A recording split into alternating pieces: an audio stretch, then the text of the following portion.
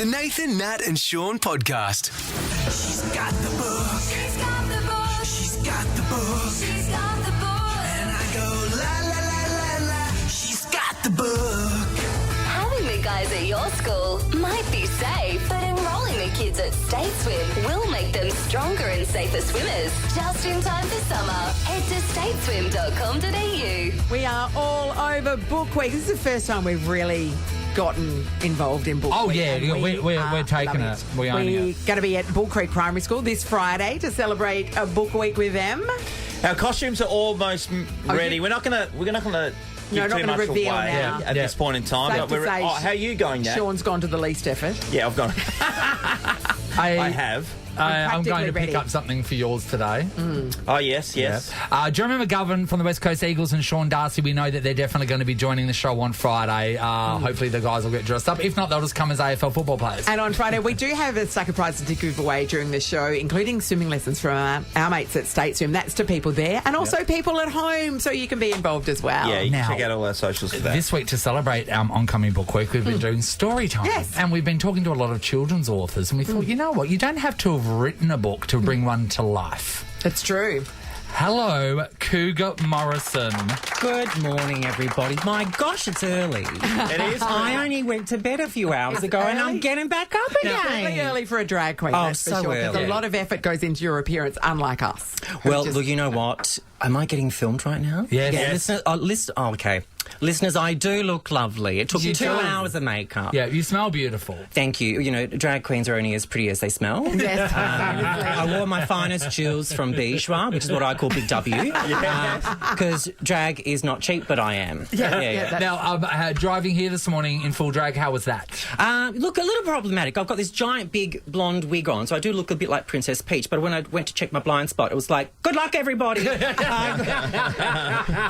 Anyway, there's a severe crash on the Narrows. But I got here fine. That's what I really care about. Yeah. Cougar done many readings of children's books over the journey? I have, yeah. I'm Balloo's premier drag queen story timer. Yes. So with that comes sometimes some heat as well, but it's such a wonderful, nourishing thing for families who want to come along. Just Yes. come along to it. This is the thing. No one's forcing you to take your kids. Absolutely. It's but an if optional thing. you want your kids to have a bit of fun with a drag queen, And Totes. if it's not for you and your kids, then Yes. let other people that like it enjoy it. Yes. 1,000,000%. No The one has the end. right. No one has the right to tell a parent or guardian how to raise their own kids. That's right. Yes. Yeah. But it is for those people who have gone along to it. Yeah. It's just a lot of fun. We read some books, have some pictures afterwards, and that's it. That's it. We got some readings coming up very shortly from you, but you were just telling us off air and we wanted to know, I'd throw the question at you, what do you do for a job?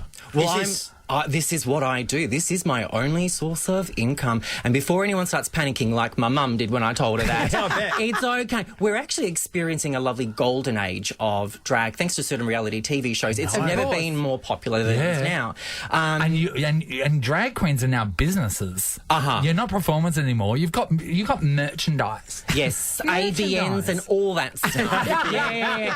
It's been cash in the hand, didn't it? Oh, I don't know what you said, but I'll say yes. This is amazing. So you do become a business, Yes. but let's go back to your CV. What was your first job before you were a drag queen? That was as a brickies labourer with my dad. that is hard work. I tell you what. That is so hard. And you on know the what? nails. I worked with him for about 5 years. Every summer holiday, we would start work at 7 a.m. because that's when the noise restrictions lift. And I'd turn on the mixer and all the neighbours would be like, oh, goodness gracious, this young boy's at it again. And I got paid, get this, $5 per cement mix that I made, which meant that over the course of a 38-degree day in summer, hi Dad if you're listening, I got paid $25. you needed to join the union. He stitched you up. Oh, he stitched me. But you know what? I was living Yeah, at yeah. home at the Yeah, time. yeah. I was 16 years old. What did I need $25 for? Lollies. Lollies. It was lollies. I was like, $25 at my local server. I was like, I'm going to get so many Milkos. That would have stopped you getting getting into drag because you couldn't have afforded the makeup at that point.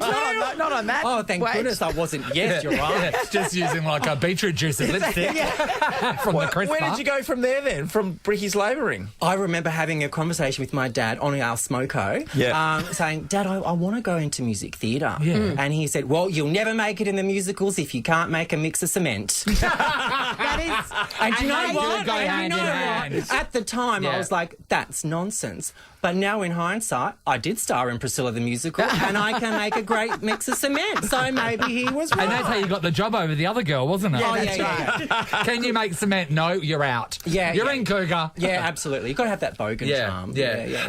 Now, you don't have to tell us for sure, but RuPaul's Drag Race, any queen that's worth her weight in talent Yes. is gunning for that show. Are you thinking of going? I am thinking of going. Yes. Obviously, there's some hesitancies as well because, you know, you never know how they're going to edit you. Of course. And the current season is less than whelming. Yeah, it's not like that. But let's talk about the skills that are required for Drag Race, right? Do you know what the number one skill, I mean, of course, drag and stuff, but the number one skill that is required, Sean? I would think something like, I don't know if it's mending clothes or something. Sewing. Cougar Morrison. Look at me. Can you sew? I can, so I taught myself. Do you make your own costumes?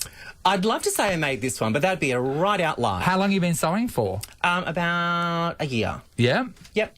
But, you know, from the standards of people that I've seen on the show who also sew, in inverted commas, Yes. I actually use needles and thread, not just hot glue gun. Yeah, sure. So, you know, I'm already miles ahead. Yes. Yeah. But you never know what material or, like, junk they will give you to make something couture. I know. I'm like, oh, goodness gracious. So that's all that mystery of the unknown. This is what exciting. will they give me?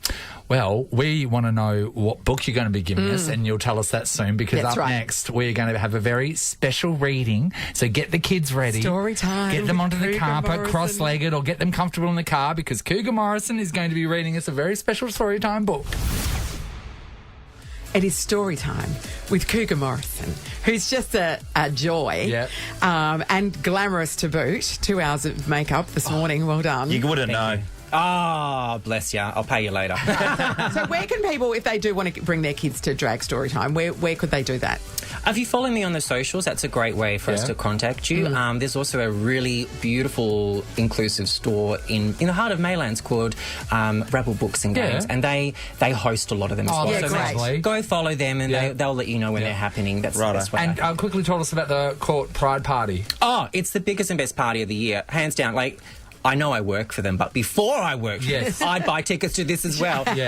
No, it's so much fun. They shut down half of James Street, put up a big stage, DJs, That's big huge. stars. Last year we had Nat Bass. Yes. And this year, his very own Ricky Lee. Oh, Ricky's doing it. I've heard she's a party girl, so Yeah, she is. I'm gonna She's an pretend that animal. I'm not normally in bed by 10 a.m. But no, literally 4 rooms of giant, big pumping music. We've got glitter stations, a silent disco, and then when things are too much, couches and food vans for you to bit of a just chill out. Yeah, Nice. absolutely. They really thought of everything. So mega ticks for those ones. Okay. there. Okay. No Yeah. worries. Awesome. All right, so Cougar Morrison, for today's book week reading, what book have you chosen for the children? I have chosen my nephew's favourite book. Yeah. He turned 6 just What's 2 his days ago. name? Lincoln. Hey, Lincoln. Morning. Hey, Lincoln. Linky. And he loves this one. It makes him giggle so much, so I hope it makes some of you giggle as well. It's written by Aaron Blaby, and it's called Piranhas Don't Eat Bananas. Nice. It's true. And this is from the Lizzo's perspective... dances do. That's good. That's good. I was worried story about time. saying she's not listening. I'm sure it's fine. Yeah. Now this is from the point of view of a piranha whose name is Brian. Oh, that's my dad's I name. know. Yeah. So it's a small world. Maybe he knows him. Here we go. Hey there, guys. Would you like a banana? What's wrong with you, Brian? You're a piranha. Well, how about some silver beet? Are you serious, Brian? We eat feet. Or would you rather a bowl of peas? Oh, stop it, Brian. We eat knees.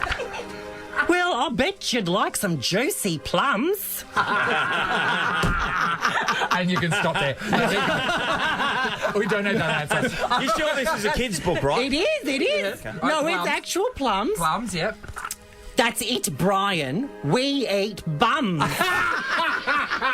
We don't eat apples, we don't eat beans, we don't eat veggies, we don't eat greens, we don't eat melons, we don't eat bananas, and the reason is simple, mate. We are piranhas. Well, I think it's silly, guys. Fruit is the best. We can't take much more of this, Brian. Give it a rest. OK, I'll stop then. You'll hear no more chatter, but only if you try my awesome fruit platter. Okay. Give it here then. So, what do you guys think? Is it yucky or yum? It's very nice, Brian, but we still prefer bum. There you go. Beautifully performed. Can I say, how can anyone be against that? I know, right? That is Adorable. bloody good. Oh, thank you. I wish I made that book myself. I know. but Well, words and we're pictures. actually interviewing Aaron Blaby on the show. He'll be on the show on Friday. So we will have many terrific. questions about bums and plums. Yes. Don't you worry about that. Don't you worry about that. Cougar Morrison, you're a Cougar. delight. Thank you Thank you so much for having me. Lovely meeting you.